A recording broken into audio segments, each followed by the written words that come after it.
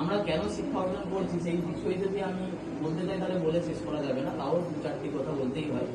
আমরা মূলত চারটে বিষয়ের জন্য শিক্ষা অর্জন করি। একটা হচ্ছে একত্রে বসবাসের জন্য শিক্ষা, মানুষ হয়ে ওঠার জন্য শিক্ষা, কর্মের জন্য শিক্ষা, আর জ্ঞান অর্জনের জন্য শিক্ষা। এই চারটা বিষয়।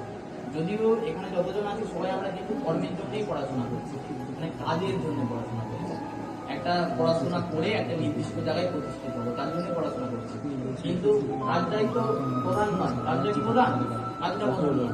এবং এই কাজ করার পড়াশোনার পাশাপাশি যার জন্য আমরা পড়াশোনা করছি, একটা নির্দিষ্ট জায়গায় প্রতিষ্ঠিত হব, তার পাশাপাশি আমাদের সবাইকে একটা যথার্থ মনের মানুষ হয়ে উঠতে হবে, সঠিক মনের মানুষ হয়ে উঠতে হবে।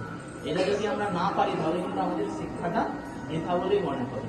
কারণ যেটা আমি বললাম যে আমাদের মধ্যে একটা চিন্তা ধারণা রয়েছে যে আমরা ধর রাস্তা দিয়ে যাচ্ছি, কোনো একজন যে কেউ তোর কোন টিকটিকি কাটলো, সেখানে কি হচ্ছে তুই ভাবছিস যে আমাকে তো বলেনি, আমি বেঁচে গেছি। তোর বন্ধু বা বান্ধবীকে কেউ হয়তো কেউ ধরে নিয়ে চলে যাচ্ছে, তুই ভাবছিস আমাকে কি করে বেঁচে পালাতে হবে। ওই চিন্তা ভাবনা সবাইকে ত্যাগ করতে হবে। কারণ ওই চিন্তা ভাবনা থাকলে কিন্তু হচ্ছে কোনোদিনও ওই জীবনে এগোনো যাবে না। তোমাকে সকলকেই সাহায্যের হাত বাড়িয়ে দিতে হবে, মানে একত্রিত হয়ে সবাইকে বসবাস করতে হবে, মেলবন্ধন ভাবে সবাইকে থাকতে হবে, নাহলে কোনোদিনও সম্ভব নয় জীবনকে এগিয়ে নিতে হবে। আর একটা বলবো যে কেউ কোনোদিনও কারো নামে খারাপ কথা বলতে যাবে না। বন্ধু বান্ধবীদের মধ্যে তো অনেক ঝগড়া হয়, তাই তো?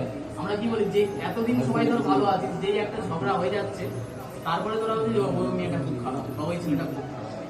না, ঝগড়া হচ্ছে মানে কি আমি তার নামে খারাপ কথা বলে দেবো? তার সাথে আমার একটা কোনো নিয়ে সমস্যা কিছু হয়েছে, তার মানে এই না যে তার নামে আমাকে খারাপ কথা বলতে হবে। আমি এটা পারবো, যেটা বলতে যাবি না। কেন বলতে যাবি না?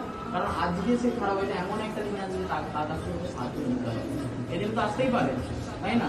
সুতরাং সবাই যদি নিজের জায়গাটাই নিজে বুঝতে পারে, আমাকে নিজের স্বচ্ছ মনের সরল মনের হতে হবে, এটাই তাহলে দেখি জীবন এগিয়ে যাবে। আর কোনোদিনও নিজেকে বড় ভাবতে যাবে। আমিও নিজেকে কোনোদিনও বড় ভাবি না। আমি এতদিন পড়াচ্ছি, কোনোদিনও বলি না যে আমি খুব ভালো পড়াই বা সবার থেকে ভালো পড়াই। এই কথা বা এই টেন্ডেন্সি আমার মধ্যে নেই।